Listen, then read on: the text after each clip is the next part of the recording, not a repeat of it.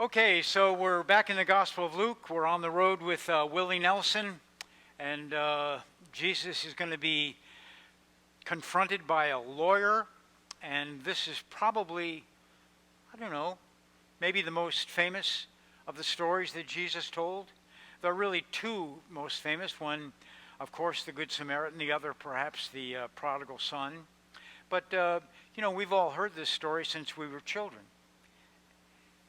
So it's tough with something that familiar to hear it again for the first time, but hear this story again for the first time. Just then, a lawyer stood up and said to Jesus, to test him, "Teacher," he said, "what must I do to inherit eternal life?" And Jesus said to him, "What is written in the law? What do you read there?" The lawyer answered, "You shall love the Lord your God with all your heart, with all your soul, with all your strength, and with all your mind, and your neighbor as yourself." And Jesus said to him, "You have given the right answer. Do this, and you will live." But wanting to justify himself, he asked Jesus, "And who is my neighbor?" Jesus replied, "A man was going down from Jerusalem to Jericho and fell into the hands of robbers who stripped him, beat him, and went away, leaving him half dead. Now, by chance, a priest was going down that road, and when he saw him, he passed by on the other side. And so likewise a Levite, when he came to the place and saw him, passed by on the other side. But a Samaritan, while traveling, came near him, and when he saw him, he was moved with compassion. He went to him and bandaged his wounds, having poured oil and wine on them. And then he put him on his own animal, brought him to an inn, and took care of him. The next day he took out 2 denarii, gave them to the innkeeper, and said, 'Take good care of him. When I come back, I will repay whatever more you spend.'" Jesus asked, "Which of these 3 do you think was a neighbor to the man who fell into the hands of robbers?" The lawyer said, "The one who showed him mercy." Jesus said to him, "Go and do likewise."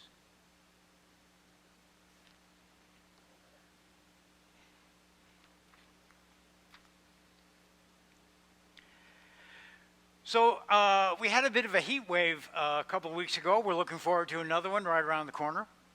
But in the one that just passed, there was a HVAC technician who was asked to go up on the roof to check out an air conditioning unit that was failing, temperature well over 100 degrees. He went up on the roof and succumbed to a heat stroke and passed away, unfortunately. But he went up to heaven, a good guy, an Episcopalian, was an usher, and even had done a couple of stints on the vestry, went directly to heaven, a good guy. And he gets to the pearly gates. There's Peter with the notepad.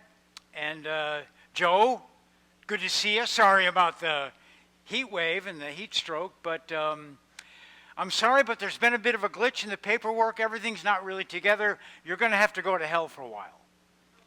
Joe says, "Are you kidding? After all I've done?" He says, "Well, it's only for a little while, just till we clear the paperwork, and then you'll be able to come right back up." So Joe goes to hell. And being the HVAC technician that he is, begins to find out what the problem is in hell and solves it. And before too long, the temperature is at a stable 72. The lake of fire is turned into Lake Tahoe. And all of the occupants are just sipping Mai Tais in the afternoon, cocktails, dinner, and dancing. And after a few months pass, St. Peter comes down and says to the devil, the paperwork has come through for Joe, and you can let him come back up into heaven. The devil says, no way. No way. Things have changed. It's kind of nice down here. We think we'll let Joe stay. And Peter says, you got to let him go. You got to let him go. And the devil says, I'm not going to let him go. And Peter says, if you don't let Joe go, I'll sue you. And the devil says, where are you going to find a lawyer?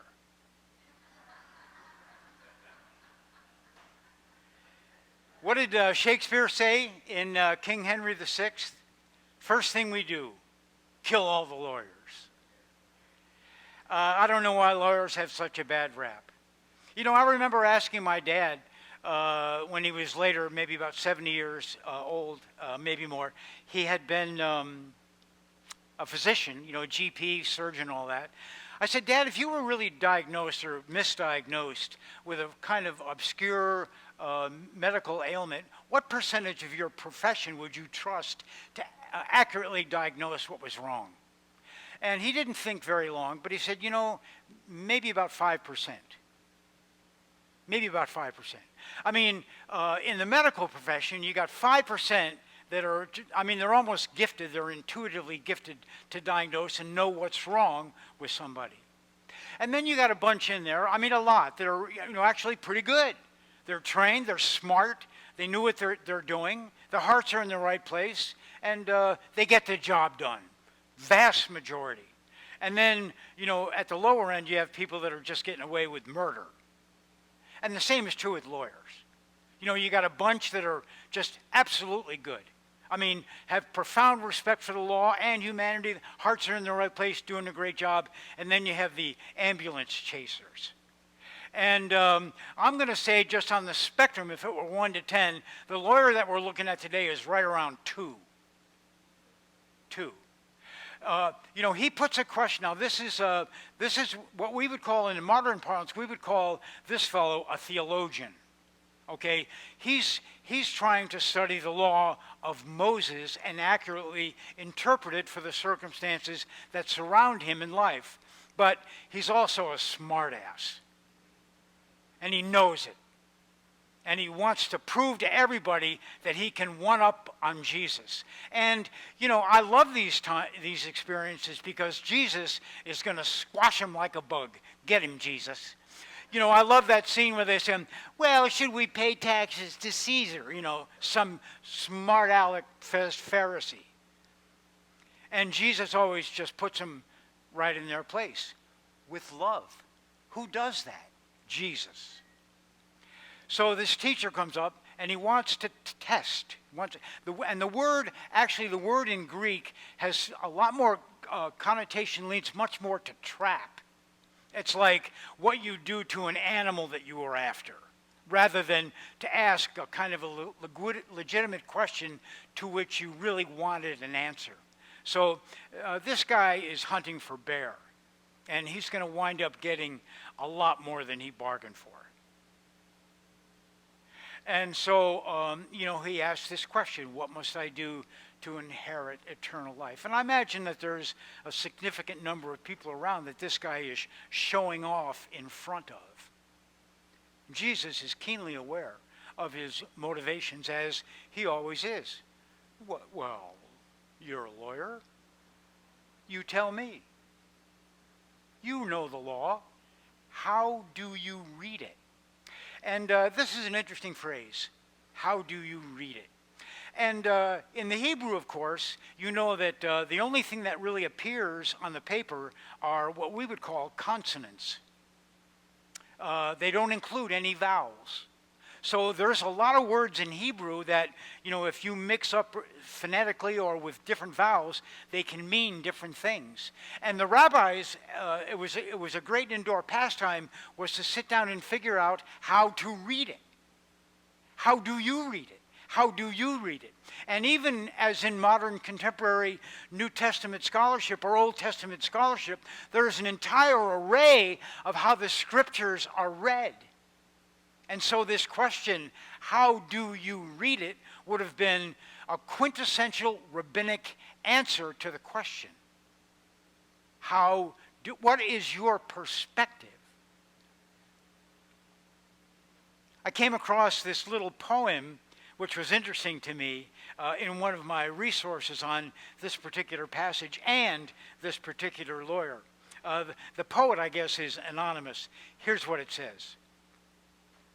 How readest thou?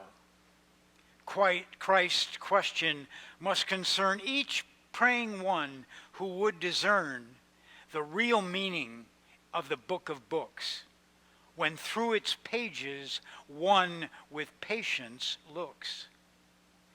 Some read to bring themselves into repute, while showing others how they can refute, and others with uncommon care, but all to find some contradiction there. Some read to prove a pre-adopted creed, thus understand but little of what they read.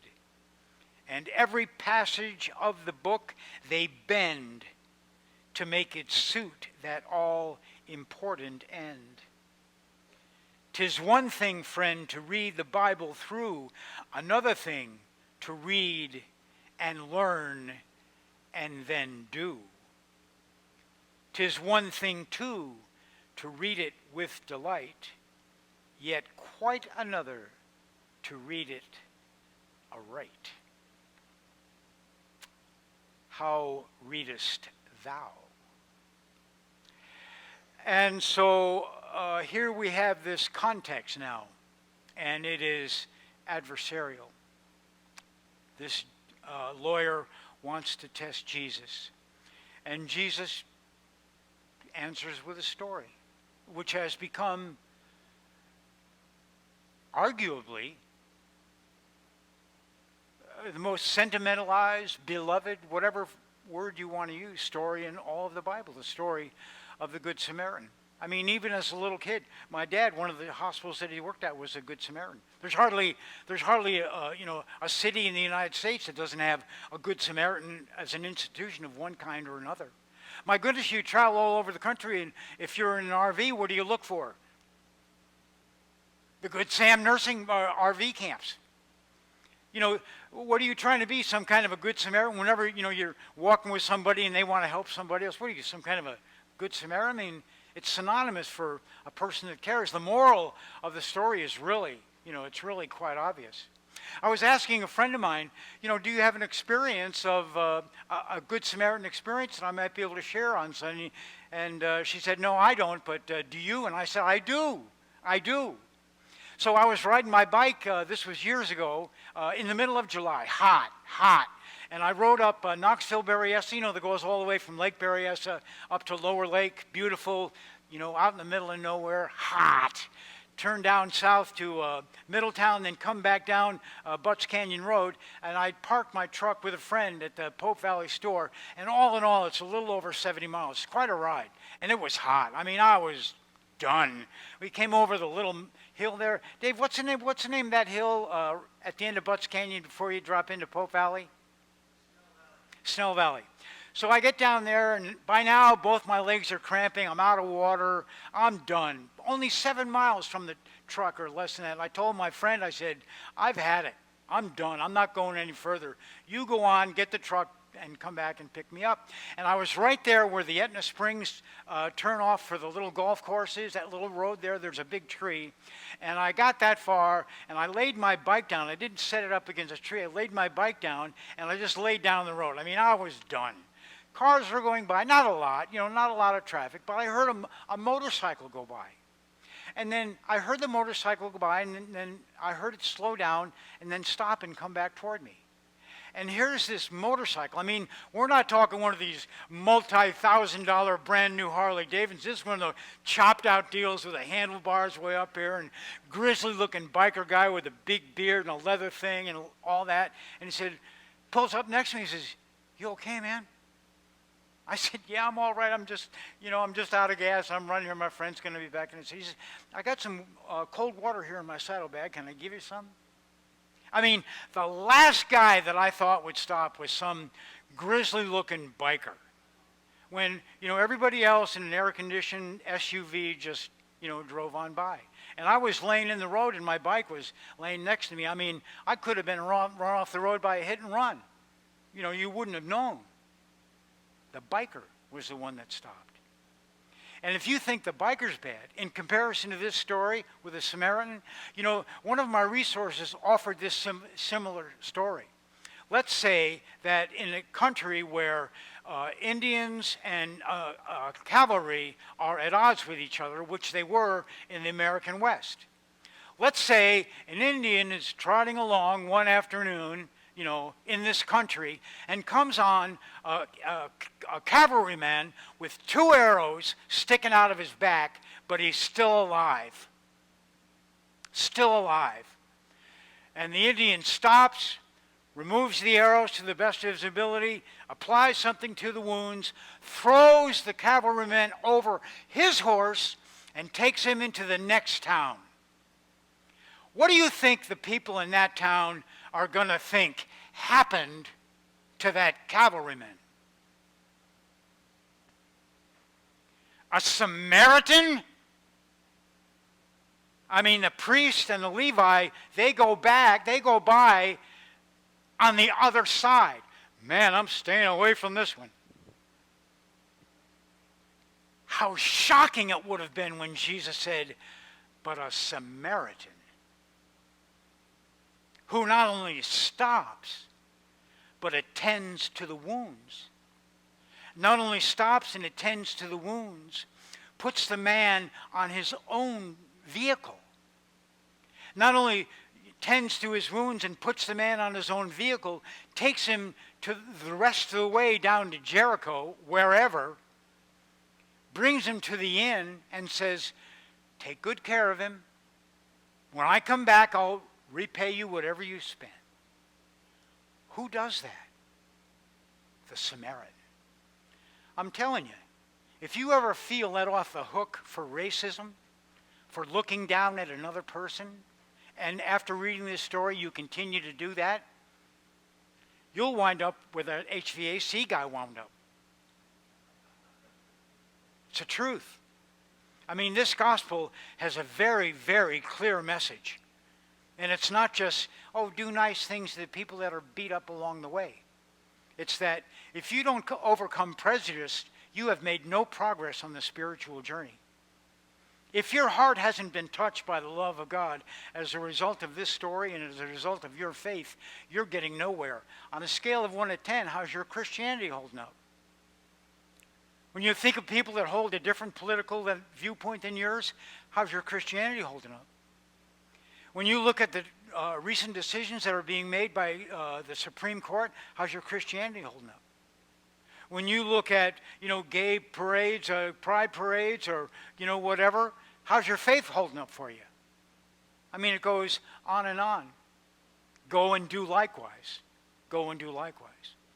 So here's this smart aleck, this teacher, who intends to ask a question and engage Jesus in some kind of a theological question. Jesus says, "I'm not going to bother with a conversation.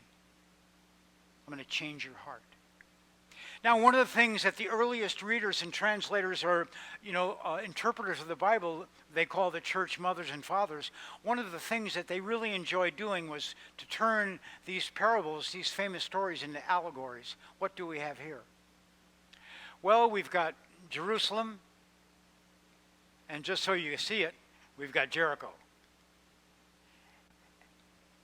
We've got heaven, and we've got hell. And we're all on the way. We're all on the way. And what happens to us? We get beat up. Life happens. You get beat up. You get beat up, side of the road, left for dead. That's life. You're in the grip of an addiction. You can't stop the way that you think about everything. You judge people all over the place. Your soul has abandoned you for lack of attention, and you are there. Who are the first to go by? I mean, they're not just religious people. These are card-carrying institutional holders. You'd think that they'd be the first ones, but they're not. You can engage in theological conversation as long as you want and never really care for people at all. And a lot of people do. You remember the famous scene from Charles Schulz and Peanuts when Lucy says, "I love humanity. It's just people I can't stand." And it's great to, love people in the abstract. Oh, I love people. When in fact it's people you can't stand. And so who is the Good Samaritan? There comes Jesus. Despised, misjudged, last person you expect. And what does he do? He stops. Why? What does the story say? He had compassion. What does always Jesus do? He sees the crowds. They were like gone astray like sheep without a shepherd. He had compassion on them. He sees that they're sick. They're coming to him. We're sick. And he heals them. He says, "Oh, you've been following me for 3 days. I know you're hungry. I'll feed you." Compassion moves people. It's an interior phenomena. Where does it come from? God. That compassion is latent, I believe it, in every single human being. Remember for a moment, just take a moment to remember a time when you acted out of a compassion that surprised even you. You saw somebody struggling with a bag of groceries or dropping something that you knew they'd have a hard time to pick up, whatever, but you did it and you said, "Wow, where did that come from?" Well, I'll tell you where it came from. Oh Christ, you are within each of us. Why do we meditate? It's like water. It encourages that growth. It improves the conscious contact. Because once you know and have experienced the love of the Good Samaritan, it just comes out of your heart. It's the inside out. The people who are supposed to know this are the ones that don't do it. And the people that aren't supposed to do it are the ones that do. It's all topsy-turvy and inside out. And I love this story. I'm an English major. I mean, I love stories and plots and intrigue and protagonists and antagonists and all that. And I'm just fine with this until the last line. Go and do likewise.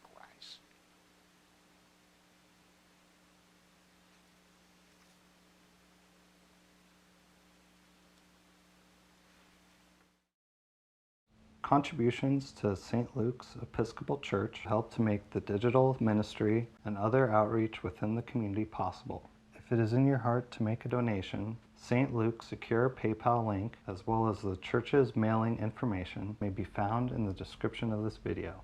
Thank you.